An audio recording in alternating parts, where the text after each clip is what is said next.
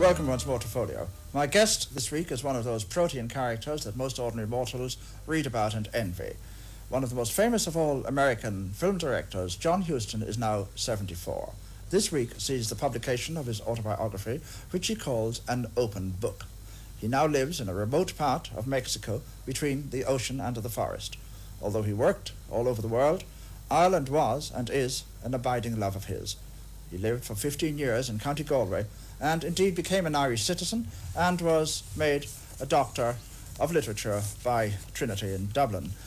John Huston, your memories of Ireland are obviously very recent. You lived in the country for 18 years, I think. Why did you in fact leave, since you obviously enjoyed it so much? Well, I had a house, the style of which was cut to, I suppose, more the last century than this. It became very expensive. A number of contributing reasons. My children grew up, and I was no longer able to hunt. You say somewhere in the book that the 10 years you spent as joint master of the Galway Blazers were the happiest 10 years of your life. Was that because of the fun you got from hunting, or was it just that 10 years things were going very well for you? No, it was the life of St. Clarence, the life I led in Ireland. Now, you're now 74. You've had many marriages, you've made nearly 40 films, and I suppose you could describe yourself as a survivor. Are you now retired, or are you still working? Oh, no, I'm still working. Well, what are you doing now? I've made 3 pictures in the last 2 years, and I'm about to do Annie, the musical. In New York? In New York and California. And who'll be in that?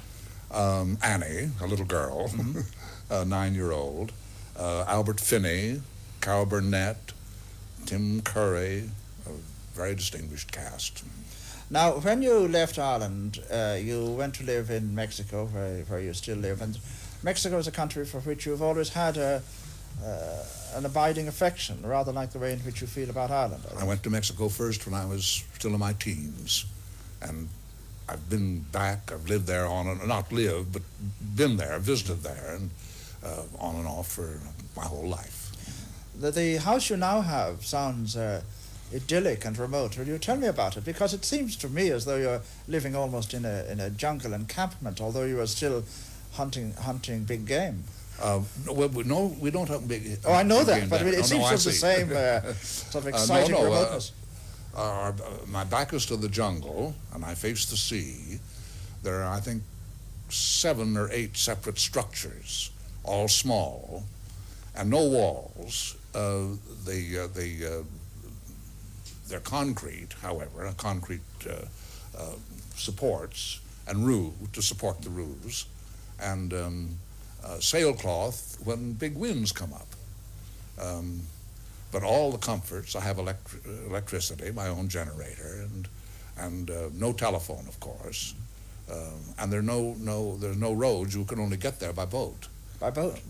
What sort of a journey? It's about an hour by boat from the mainland.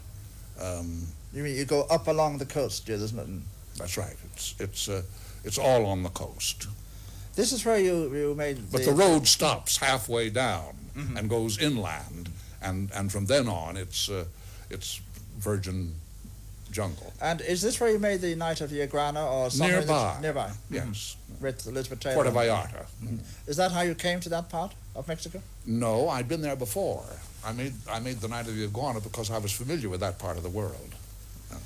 Now, you quote what you describe as an old Irish proverb at the beginning of your book, saying that living by the sea heals old wounds and that the tranquility is good for the soul. Would you like to expand on that a little bit? Well, I think that pretty well states it. You're going back to sources when you go to the sea, and we came out of the sea. I suppose there's that attraction that the sea and the moon hold for us.